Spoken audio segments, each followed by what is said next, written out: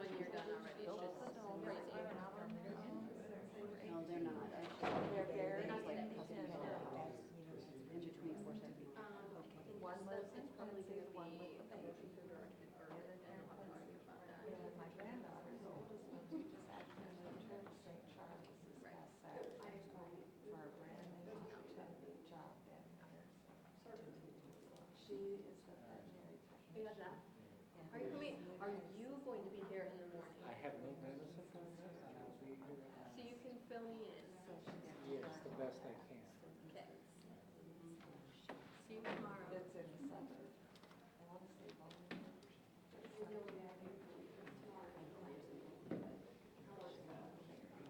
It's like, oh, she chose to live in St. Charles because it's a small town. So you did It'll just take her 15 Missouri minutes to get to work. first, for there with the UBE, and then transferred to Illinois and did the state test that way. I'm trying to decide how, what I want to do. If I want to try to do both, because I know you get, Illinois has the higher score, so I would probably try to get Illinois first, and then transfer. So if you've already set aside money, and then transfer from Missouri, because there's one of the $400 and some dollars, but to do it the opposite way, it's like $1,500 off the top. Right.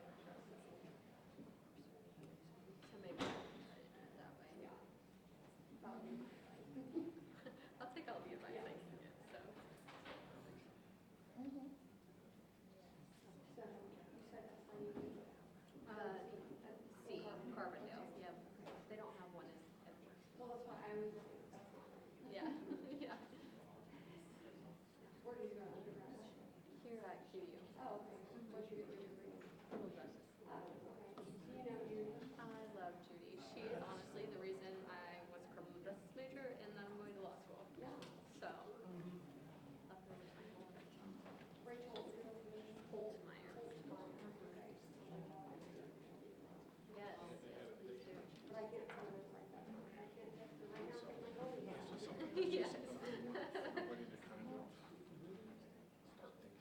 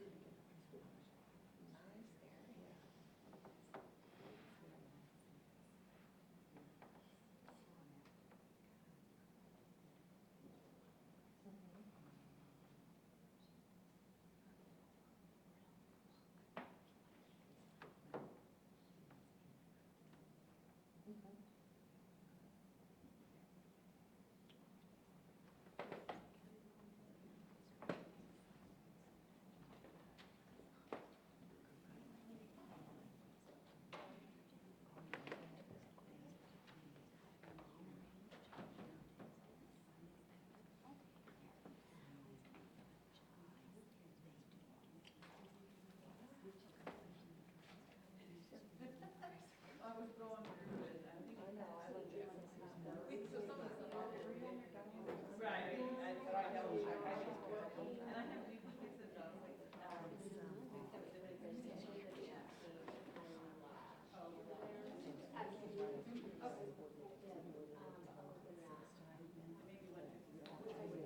you want to stay in town? So are you really saying as well? No. Okay. I'm actually, I went to school. I'm just curious. I was, I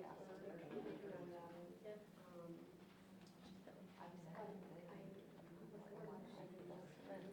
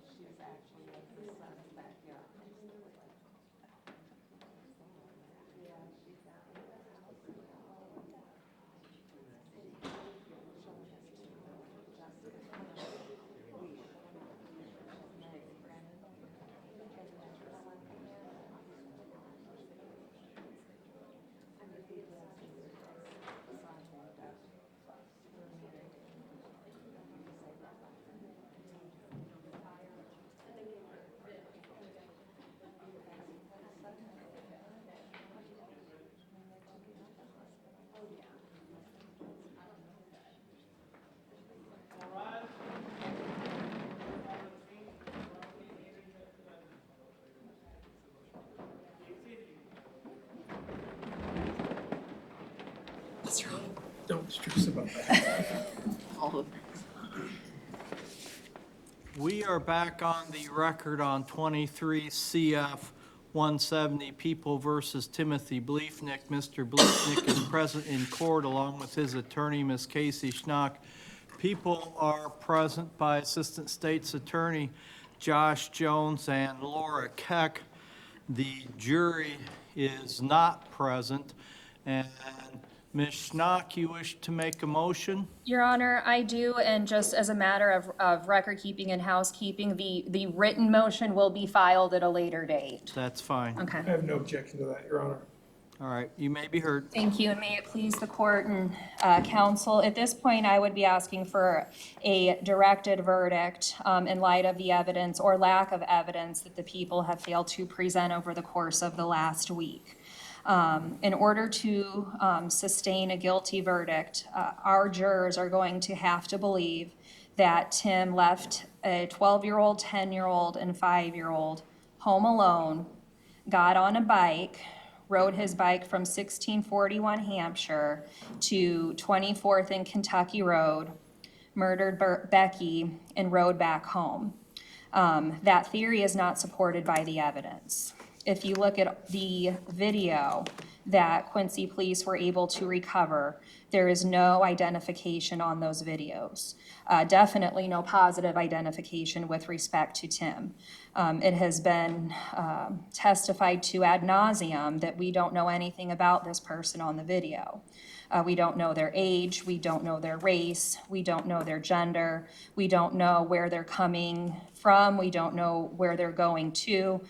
We don't even know that this is the same person on each one of these videos, and that hasn't been disputed. I think every single person that has been questioned about that agrees you cannot identify the individual on that video. Secondly, was with respect to the bike. The bike handlebars were removed. They were sent off to the crime lab for testing, and there is nothing that the crime lab was able to recover from those bike handlebars to tie those to Tim. Furthermore, that bike was found behind a garage on 18th Street. It was never found at Tim's house. It was never found in Tim's possession. It was never found in Becky's possession or at Becky's house either. This appears to be a random bike that was abandoned or left outside of a garage on 18th Street that has no associations to Tim Bliefnick. Certainly no associations that could prove beyond a reasonable doubt that he's guilty. Next, we have the pry bar, or the crowbar, and the multi-tool. Those were testified to. The multi-tool was excluded completely. The crowbar was inconclusive. Inconclusive lab results are not proof beyond a reasonable doubt that Tim committed this crime. It is simply evidence that nobody can say one way or another whether that crowbar was used during the commission of that crime. That crowbar, as I have said, inconclusive at best, but certainly nothing that links Tim to using that crowbar to open that window. You certainly can't see a crowbar in any of those videos. Next, you have the shoe print that was left out right by the window that the people have alluded was broken into and was used as at the point of entry. I believe no less than 6 pairs of Tim's shoes were taken for comparison purposes. There were pictures taken of Tim's shoe, of Ted Johnson's shoe for comparison purposes, and the 1 pair of shoes that were sent to the crime lab for testing specifically excluded Tim as part of that testing. Those were not Tim's shoes that made that footprint, and he was excluded as an individual that would have made those prints. Next, we have heard about all of the gloves that were taken from Tim's house and car and trash and other places. Those gloves were sent off to the crime lab for testing, and there's no blood, no DNA, no nothing that links those gloves to this crime or any other crime for that matter. So the gloves don't prove anything. Next, we get to the shell casings. There's no DNA that connects those casings to Tim. There's no fingerprints that connects those casings to Tim. And they do not have a gun that fired those casings. And then we have the divorce talk, the hearsay statements. Most of those were 2 years old. At least one witness testified that those were joking conversations, that anything that Becky said regarding her being scared of Tim was said in jest and were girls blowing off steam at work. Nothing threatening. None of these, what I will call hearsay witnesses, were able to provide any information as to why this would have been said or what the fear was or when the fear was instilled. None of these witnesses did anything to prevent anything from happening other than just listening. Becky went out of her way to tell all of these people almost the same exact statement over and over and over and over again, but we didn't hear any evidence from her own attorney, Jerry Timmerwilke, that she was scared of Tim and needed protection from Tim. That was the one person in all of this that had access to the courts, and he didn't have anything in front of him to do anything with that. And then we have the Aldi bags, which the crime lab expert was here today and said that he was not able to make any match at all and that any analysis was precluded. So the theory that these Aldi bags were used as somewhat as a silencer is not supported by the evidence. Your Honor, if you look at this case as a whole, it sounds great. We have video, but you can't see who's in the video. We have a bike, but his DNA isn't on the bike. We have a footprint, but the footprint excludes Tim. So in light of all of the evidence, even if you take it as true in the most favorable way and in the most favorable light to the state, Your Honor, it is our request of the court that you find that the state has failed to meet their burden of proof. They have failed to establish a prima facie case in this matter, and that the only appropriate remedy is to grant the motion for a directed verdict at the close of the people's case. Thank you. Thank you, Ms. Schnock. Mr. Jones or Ms. Keck? Thank you, Your Honor. I'll be relatively brief. I think the standard here, the court has to look at the evidence in the light most favorable to the non-moving party. And I think if the court looks at the evidence in that light, I think it's clear that we have enough evidence here for a reasonable jury to conclude beyond a reasonable doubt that the defendant committed that offense and shot Becky Bliefnick 14 times while she lay on that cold bathroom floor. Your Honor, I think some things aren't covered. We certainly have to look at each piece of evidence, not as an individual piece of evidence, but as part of a whole. And I think if the court looks at the evidence as part of a whole, the court will see that we have the WHOOP data, the videos, the correlation between the two. We have the bike that, yes, it doesn't have the defendant's fingerprints or DNA on it, but it's on his phone. We have Mr. Blazing, who says he sold it to a tall, athletic, white individual. And we have all these pieces of evidence that, as a whole, paint a picture. And I think if the court looks at all those evidence, all those pieces of evidence, not as individual pieces, but as part of a whole, then it is clear that the motion for a directed verdict should be denied, and I would ask the court to so find. Thank you. Thank you, Mr. Jones. Ms. Schnock, anything further? No, Your Honor, thank you. The court has considered the evidence and has considered the arguments of counsel. At this point, this is a motion for directed verdict at the close of the people's evidence. In order to decide the case, the court has to determine whether or not the people have presented what's called a prima facie case. That is, they presented sufficient evidence on every issue that they need to prove, whereby a jury could find the defendant guilty. The court must look at the evidence in a light most favorable to the people. Taking all that into consideration, the people have presented a prima facie case, and the court would deny the defendant's motion for directed verdict at the close of the people's case. And then, having denied that motion, then we are now ready to proceed to the defendant's case. And Ms. Schnock, has your client made a decision whether or not he is going to testify? Not a firm decision yet, Your Honor, no. Okay. Mr. Bliefnick, you have a right to remain silent. Whether you testify or not is your decision alone. You can certainly consider the advice given by counsel, but in the end, whether or not you testify is your decision. Do you understand that? I do. Okay. And then, Ms. Schnock, have you determined whether or not you are going to present any evidence tomorrow? I have. Okay, are you going to present evidence tomorrow? No, Your Honor. All right. Then what we will need to do is the jury comes in tomorrow. You will make your final decision. Then, before the jury comes in, I'm going to ask whether or not your client has decided whether or not to testify.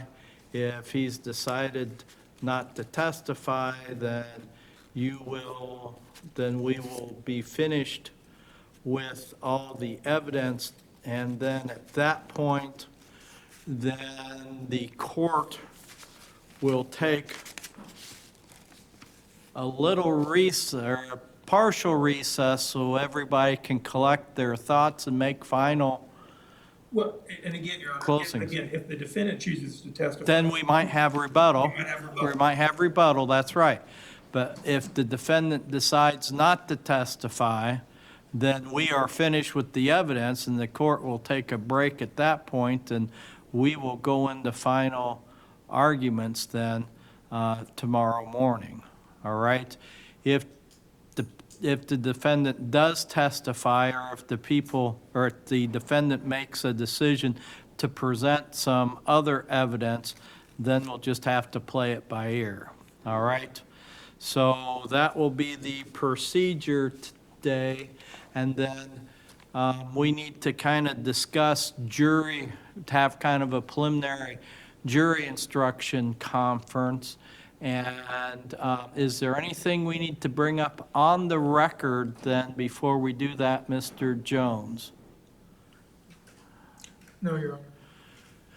Ms. Schnock? No, Your Honor. Okay, then I'm going to excuse the court reporter, and because this is all off the record, and then any problem with doing this in out here, or do you want to go someplace else to have that preliminary jury instruction conference? Judge, I'll leave that up to Ms. Schnock. I will tell the court, people's position is that we've gone through these instructions. I don't think there's anything that's going to be super argumentative, and I also think I know we have to do the formal instruction on the record and in public, but I also think, based on the publicity of this case, there's no harm in doing the informal conference off the record, but in open court. I think transparency is important, and I think it should be done that way, but I'll also see to the wishes of Ms. Schnock. I just assume do them in off the record in open court and let the public kind of see I mean, it's what really we have to boring, go but, through. you know, okay. They're wanna allowed see to it, stay let us see around, it. but we do not need the court reporter. All right? All right, thank you. Mr. Jones, did you happen to bring Oh, I'm sorry. my copy of?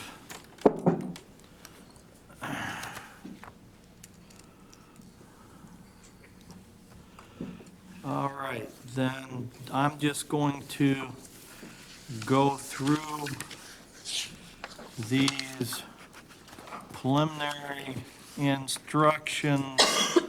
The one instruction I know that we don't have is there is an instruction for cameras in the courtroom. It is in there. Is that in It's in my there? I think copy. it's in there. Did I miss that? Okay. All right, then, first instruction is 101, the functions of the court and jury. Anybody have any problem with that? No. Ms. Schnock, okay. One zero one A is preliminary cautionary instructions. The court's already given that, but any problem with that? No. The court doesn't plan on reading that instruction again. It shouldn't, Your Honor. 101B is implicit bias. Any problem with that? Nope. 1.02, jury is the sole judges of the believability of the witnesses. And the first one is with the defendant testifying. The second one is without the defendant testifying. Any objection to that instruction when we choose the appropriate one, Ms. No. Schnock? No, Okay. Your Honor. 1.03 is arguments of counsel. Any problem with that? No. 1.05 is jury note-taking. Ah, No problem. there it is. All right. Then we have 1.09A, which is extended media coverage. Judge, just, and I know we're not on the record, but when we Right. do the formal jury instruction, I'll note that this is actually a civil instruction, it's not a criminal instruction. I think that's important to note in the formal instruction conference. Right, but the Supreme Court rule says I have to, supposed to give that instruction. Absolutely. Yeah, okay. It's just not a criminal instruction, so maybe the Right. Supreme Court should fix that. Yeah. Ms. Schnock, any problem with that? No problem with that, Your Honor. And then 1.09B, No problem with that, Your Honor. all right, and that's when the media was present any portion of the trial. 2.01, the charge against the defendant. No problem. Then 28.01, That's fine. Enhancement, extended term, Looks appropriate. okay, and no objection to the court giving that what's out of order in the IPI, but in order as to giving it right after the instruction as far as the charge goes. Ms. Doc? That's fine. Okay. I think that's appropriate. That's the way you're supposed to, they tell us we're supposed to do it. 2.02, the information against the charging document, not evidence. And it has the indictment in there. Any problem with that? No. 2.03, presumption of innocence. Looks good. And then 28.02, the enhancement presumption of innocence. Any objection to No that? objection. Okay, and then again, the court will give that, the enhancement again, right after the presumption of innocence, unless you've got an objection, Ms. Schnock. All right. No. Okay, then 2.04, failure of the defendant to testify, then that would be your instruction if he decides not to testify. Yes. 3.01, date of the offense charged. Any problem with that, Ms. Schnock? No. 3.02, definition of circumstantial evidence. No objection. 3.06 to 3.07, statements by the defendant. Judge, that's going to only relate to the statements of Shannon Pilkington and Amanda Keck, so I think we have to include it because of that evidence. Right, Ms. Schnock? I mean, they were statements that he made. I don't know that they were necessarily related to the crime, but I think that probably goes more, but that is what it is. I think we need to give that because there was evidence about statements made by the defendant. Then 3.11, prior inconsistent statements. Judge, we'll withdraw that. I don't think there were any prior inconsistent statements, which might be the first time in my Never career have. we've had a case with no prior inconsistent statements. Ms. Schnock? I agree there. I don't know, I can't think of Okay. any that came I- up. I can't either. I can't think of any either. And believe me, we were keeping track of it and All right, so people aren't offering it, defendant's not offering it, so I'll just take that out. And if one of you want to change your mind and put it back in there, then we'll do that at the formal instruction conference. Then we've got 7.01B, definition of first-degree murder. no objection. 7.02B, issues in first-degree murder. No objection.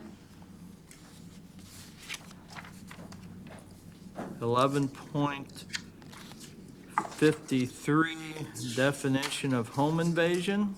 No objection. 11.53C, definition of dwelling place of another. No objection.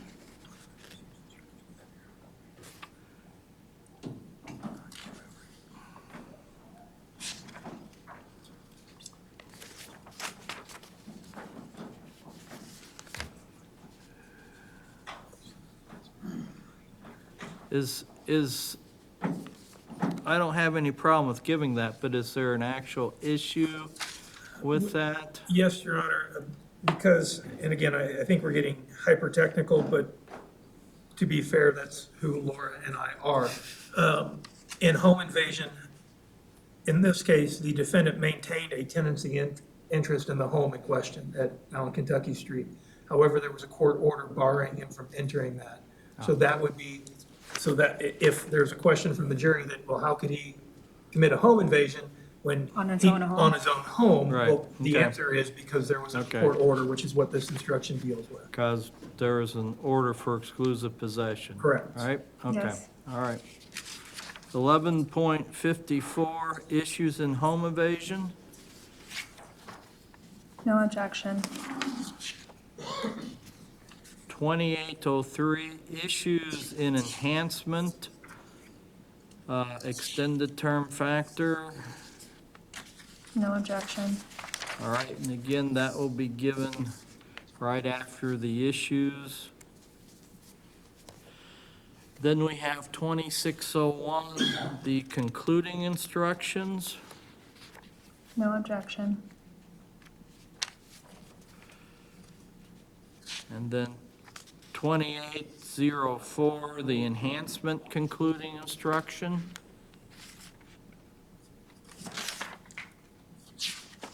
No objection. And then we've got the jury verdicts, not guilty of home invasion, Looks good. No objection. guilty of home invasion, No objection. not guilty of first-degree murder, No objection. guilty of first-degree murder, No objection.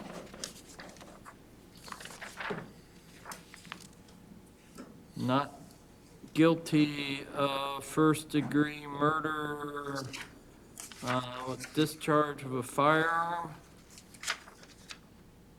That's just the allegation that he personally discharged the Right. firearm. It's No. the, No objection. and then 2806, which is the guilty of first-degree murder with the discharge of a firearm. No objection. All right.